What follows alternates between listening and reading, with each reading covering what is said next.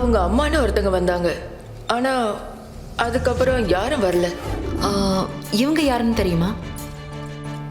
இவன் பேரு சுந்தர். இவனும் இதே காலேஜ் தான்.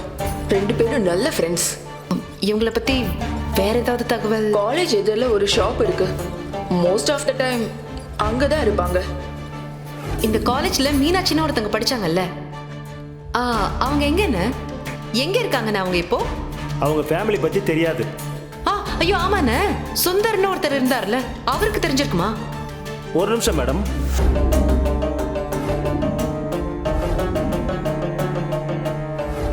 அப்பதான் எனக்கு இந்த இடத்த பத்தியெல்லாம் தெரிய வந்தது. ஆனா மீனாக்கா ஸ்மார்ட்டா கேம் விளையாடி எஸ்கேப் ஆயிட்டாங்க. அதுக்கப்புறம் நம்ம குடும்பத்துல நிறைய பிரச்சனை வந்துச்சு, எலெக்ஷன் அது இதுன்னு நான் வேற பிஸி ஆயிட்டேன்னா இதை ஃபாலோ பண்ணாம விட்டுட்டேன். எனிவே அந்த கடையில ஐயாவோட வீடு பச்சை கலர்ல பெரிய பில்டிங்னு சொன்னாங்க. இங்க இந்த ஒரு பச்சை கலர் வீடு தாங்க இருக்குது. எனக்கு எங்க அப்பாக்கு ஏதாவது பயமா இருக்குங்க.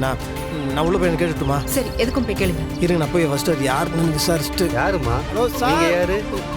எதுக்குமா இந்த வீட்டு வாசல்ல நிக்கிறீங்க? என்ன வேணும்? இது உங்க வீடுங்களா? ஐயா வணக்கம்.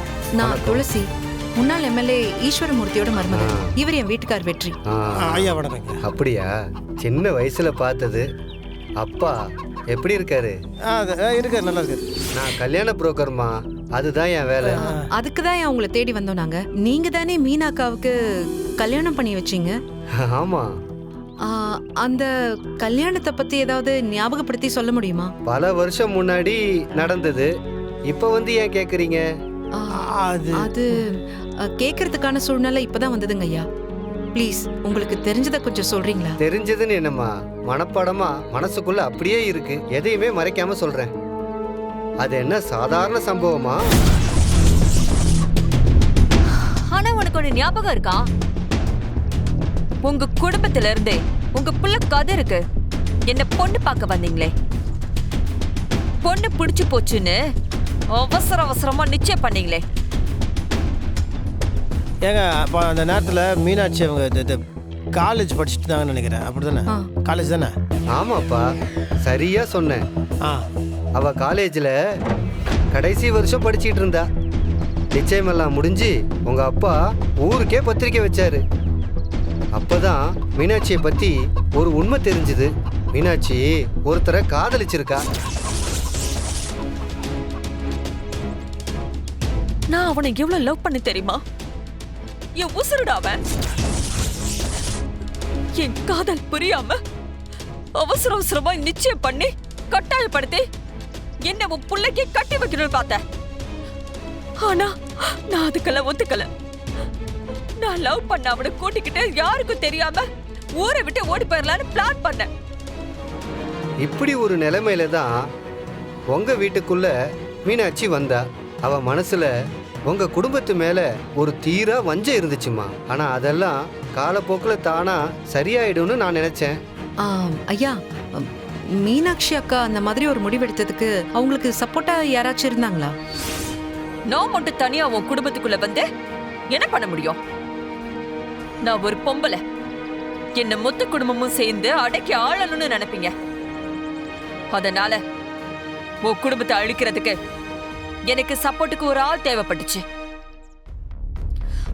அதனாலதான் என் மாமா கிட்ட ஐடியா கேட்டேன். அவர்தான் முதல்ல நீ கல்யாணம் பண்ணிக்கிட்டு உள்ள போன்னு சொல்லிட்டு சப்போர்ட்டை வச்சு அவர் உள்ள வரேன்னு சொன்னாரு. நாங்க போட்ட பிளான் ஒவ்வொன்னும் பக்காவா நடந்துச்சு.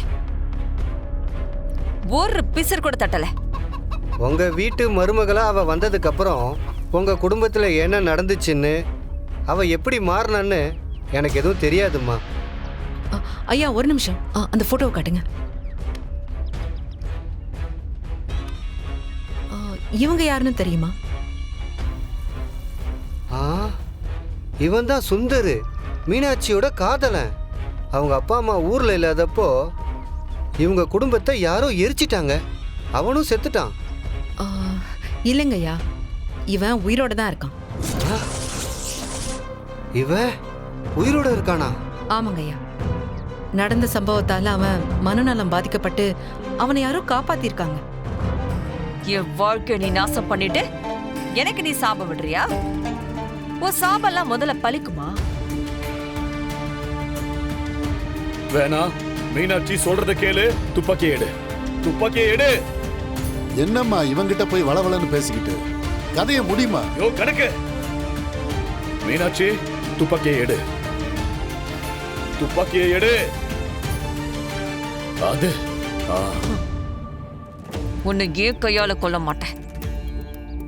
அன்னைக்கு நீ அடிச்சு தூக்கி போட்டியே, நான் உசுருக்கு உசுரா நேசிச்சவன் அவன்தான்.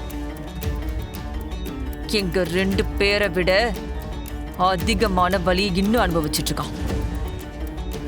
அவனை கூட்டிட்டு வந்து அவன் கையில இந்த துப்பாக்கியை கொடுத்து உன்னை சுட வைக்கிறேன்டா. ஏன்னா நீ அவன் கையால தான் சாகணும். அதுதான் உன்னோட திருமண நாள் பரிசு. அங்கிள், சொல்லுமா. நான் போய் உங்க பையனை கூட்டிட்டு வரேன். சரி. அது வரைக்கும் இந்த ஆளை பாத்துக்கோங்க. என்ன பாக்குற? உன்னை கொல்ல வந்த யமன் வாசல்ல தான் வெயிட் பண்ணிட்டு இருக்கான். உன்னை அவன் கிட்ட ஒப்படைக்க தான் கொஞ்சம் டைம் எடுக்குது. ஒரு 10 நிமிஷம் வெயிட் பண்ண. உன் உயிரை எடுக்க போற யமனை உன் முன்னாடி கொண்டு வந்து நிப்பாட்டுறேன். மீனா, நானும் வரேம்மா. அதான் நம்ம பசங்க இருக்காங்கல்ல. சரி வாங்க அங்கிள். மீனாட்சி, ஏய்.